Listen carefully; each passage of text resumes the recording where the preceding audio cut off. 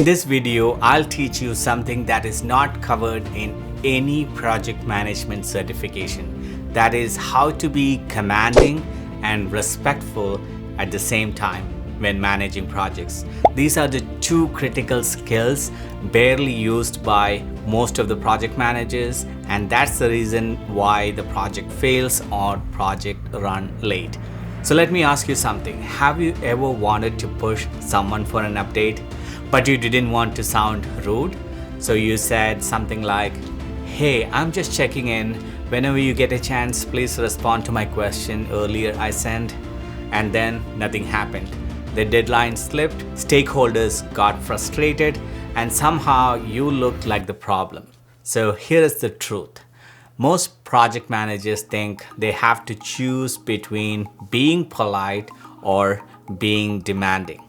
That's a myth. By the end of this video, you will learn how the great project managers are both polite and demanding at the same time, and how you can do the same without sounding aggressive, awkward, or insecure. This question actually came from one of my students who is part of the project management mentorship program that I run. So in the course community, she asked this question: how can one be polite and demanding at the same time? So then I thought, let me make a video about it because it might be helpful for others who are not part of my project management mentorship.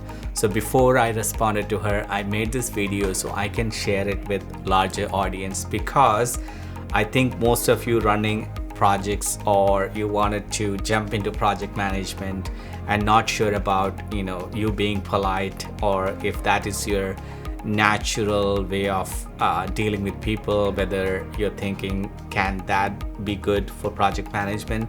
So let me tell you with this example in this video, or using this video as an example, how you can be both polite and respectful at the same time.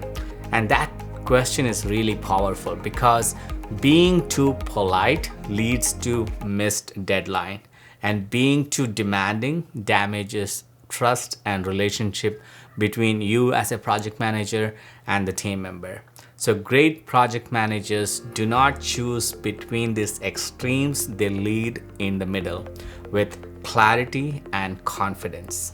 Here is the principle to remember: be respectful about people, but be firm about the project deliverables and outcome. You're not demanding from the person, you're demanding for the project deliverables. Once you separate the people from deliverables, everything changes. So most project managers struggle for 3 reasons. Number 1, fear of being disliked. They think that pushing too much will hurt the relationship, but the team doesn't respect PMs who are likable or who are soft-hearted. They respect project managers who are clear and fair. Number 2, confusing politeness with vagueness. Politeness is not being unclear. Vague communication creates confusion and rework and frustration. So avoid that. And the third is avoiding discomfort. Accountability feels uncomfortable, but avoiding it only makes things worse later. So first, in order to put this in practice, you need to have a mind shift change. Here is the mind shift change I want you to have. Clarity is kindness. When you clearly say that what needs to be done, by when, and by whom, you're being respectful, but at the same time very clear about what needs to happen and when it has to happen and who has to do the work. Strong project managers don't soften the expectation. They clarify them and communicate with clarity. So here is a simple framework you can start using immediately. So step 1, acknowledge the person. For example, you can say that, "Hey Alex, thanks for the work you have done so far." Step 2, set the expectation clearly. So you can say, "We need the finalized requirement document." So that's the expectation, right? You haven't set the deadline yet, but you're saying that's what is expected out of you. Step 3, anchor it to the project. So you can say that this is required to stay on track, or you can say this is required by leadership by this week, right? And step 4, put specific date. So if instead of end of the week or end of the day, you can just say, can you return back to me by Thursday 12? Is that something you can do? Or you can just ask, can you confirm that you can do it by Thursday noon? That way Alex knows that he has to complete that for this reason. It is important and he has until Thursday noon to complete that and give it back to you. And you can maybe also ask about, is there any blockers that is blocking you from doing this, or is there other things that need to be reprioritized so you can focus on this and get it done, right? So that way you're polite, but you're firm that you need to get this done by Thursday noon, and that is project management leadership. So now let's look at the ideal example where you can be polite and demanding at the same time. So it would look something like this. Hey Alex, appreciate your progress so far. We need this final version by Thursday noon to stay on schedule. So are you good with that, or can you confirm if we can deliver as planned? Should we look at any blockers that you have today, or let me know if you want to help with any prioritization of anything that you have on your plate already. So that is actually demanding what you want by Thursday, but at the same time you're not disrespectful of what he's doing and appreciating what he has done so far. So isn't that easy? Isn't that not too difficult to be demanding and be polite at the same time?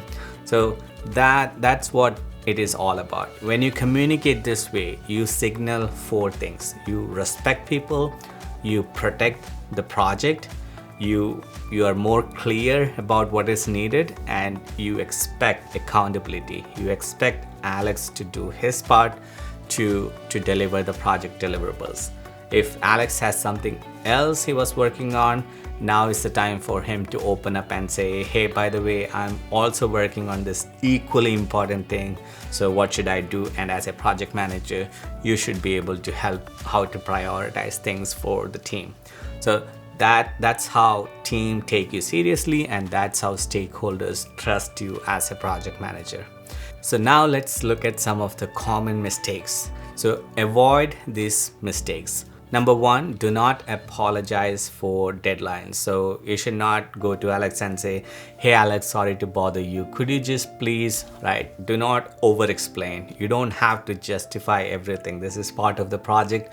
This is all the activities as a team we have agreed upon. So there is nothing to be apologetic or have to over explain. If he did not understand, yes, he can ask that question and you can explain, but you don't have to offer that upfront.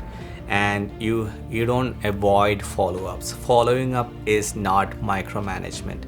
It is project management. As someone said, you can trust people but verify, right? Trust but verify. So trust that he will get it done, but in the meantime, once in a while, just check that, verify that we are still on track. Alright, so the final takeaway, remember this: you can be kind to people and uncompromising about the work. The best project managers always are. If this helped you, please do not forget to like this video and subscribe for more real-world PM skills, because project management is not about being nice. It is about being clear, calm, and effective. I hope you liked my teaching style. If you did, then you might like my project management masterclass I published on my website nixprojectsacademy.com, where you can learn in depth about project management and project management tools such as Microsoft Project, Jira, and more. Check out the link in the description below to sign up if you are interested. As always, I appreciate you watching this and supporting this channel, and Happy New Year to everybody. So let's begin this new year with a lot of project management learnings. And if you are interested, as I said earlier, in more project management videos, comment down below with your questions and interest, and I'll make a video on those things also. So until next time, bye.